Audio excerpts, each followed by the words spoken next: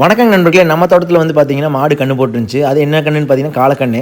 மாடு வந்து ரொம்ப நேரமா நஞ்சு போடாம நின்னுட்டுருந்துச்சு. அதனால சரி கொஞ்சம் தீவனம் அறுத்து போடலாம் அப்படின்னு சொல்லிட்டு, சவுண்டால் மரம் இருக்கு பார்த்தீங்களா? சவுண்டால்னு சொல்லுவாங்க. இந்த சவுண்டால் தழை வந்து ஆடு நல்லா திங்கும். இது கொஞ்சம் பசபசப்பா இருக்கும். அந்த தழைய வெட்டி போடலாம். ஏன்னு கேட்டீங்கன்னு வச்சுங்களேன், மாடு பொறுத்தவரைக்கும் பார்த்தீங்கன்னா, நம்ம கன்று போட்ட உடனே நம்ம வர தீவனம் தான் குடுக்கணும். வர தீவனம் கூட சேர்ந்து இந்த பசுந்தீவனமும் குடுக்கும்போது என்ன ஆகுன்னா, அதோட அதோட கொஞ்சம் ஸ்டாமினா இருக்கும். அந்த நஞ்சு கொடிங்கிறது வந்து பார்த்தீங்கன்னா, அது போட்டுறணும். போட்டா தான் பார்த்தீங்கன்னா, மாடு வந்து ஆரோக்கியமா இருக்கு அப்படின்னு அர்த்தம். போடாம இருந்துச்சுன்னா, நம்ம உடனே டாக்டர் ஒரு 2 மணி நேரம், 3 மணி நேரம் கடந்துருச்சுன்னா, நம்ம கண்டிப்பா டாக்டர கூப்பிடணும். ஒரு சவுண்டாலத்துல வந்து பார்த்தீங்கன்னா, போதுமானத வெட்டியாச்சு. வெட்டிட்டு கொண்டு போய் நம்ம போட்டாச்சு. கொஞ்ச நேரம் சாப்பிட்டு இருந்துச்சு. அப்ப காளை கூட கொஞ்சம் நேரம் விளையாண்டுட்டு இருந்தேன். காளை வந்து பார்த்தீங்கன்னா, இது வந்து கிராஸ் மாடு தான். ஆனா காளை வந்து பார்த்தீங்கன்னா, திமிலோட இருக்குது.